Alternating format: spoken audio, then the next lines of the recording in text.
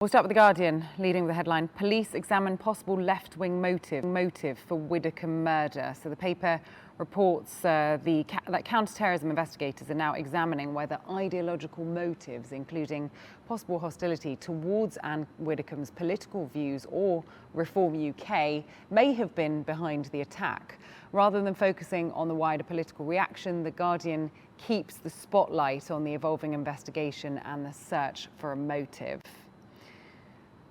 Okay, staying with international developments, the Financial Times shifts attention to the global financial markets with the headline, Wall Street banks record profits as AI frenzy powers trading bonanza. So the newspaper reports that the surge in investment linked to artificial intelligence has driven record trading revenues for major US banks, highlighting how the AI boom is reshaping financial markets. The front page reflects a business story driven by optimism, contrasting with the political headlines dominating many of today's papers. Okay, to the Hindustan Times now. Returning to escalating tensions in the Middle East, it leads with the headline, US-Iran war news live, Bahrain, Kuwait under attack as IRGC retaliates to US blockade. Trump renews warning to Tehran. So the paper focuses on the latest military developments following renewed US strikes and Iran's retaliatory attacks across the Gulf. Unlike the Financial Times, which examines the economic impact of global events, the Hindustan Times centres on the fast-moving security situation and its regional consequences. Pakistan's Daily Times also leads with the Middle East, carrying the headline, Trump declares Iran blockade back, says US will charge Hormuz fees. So while covering the same crisis, the newspaper places greater emphasis on President Trump's announcement to restore the blockade and introduce transit fees through the Strait of Hormuz. Turning to Asia, China Daily focuses on the economy with the headline, Foreign Trade Growth Buoys Initial Lookout. The newspaper says that China's resilient trade performance and innovation-driven growth are expected to strengthen global demand and stabilize international supply chains despite external economic challenges.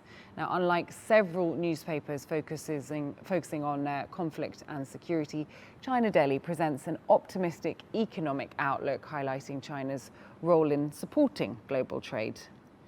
Across to the United States, the Washington Post takes a very different direction. Its lead headline, ICE halts most traffic stop arrests in wake of fatal shooting. So the newspaper is reporting that Immigration and Customs Enforcement has suspended most traffic stop arrests following fatal shootings involving officers, rather than debating immigration policy itself.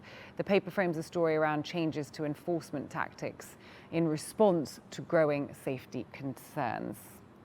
The Australian turns to just domestic politics with the headline, Chalmers, Great Tax Cut Conundrum.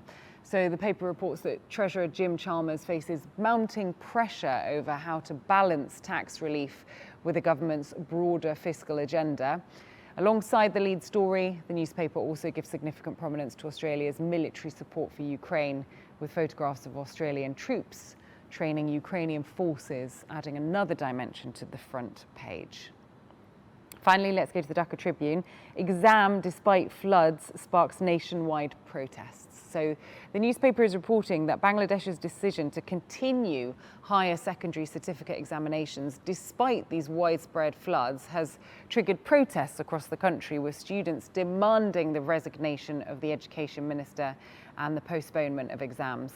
Unlike many of today's papers that are focused on geopolitics and economics, the Dhaka Tribune centres on a domestic story, a big story for the country, and at the moment what appears to potentially be an education crisis that's illustrated by some dramatic images of students confronting police in the streets.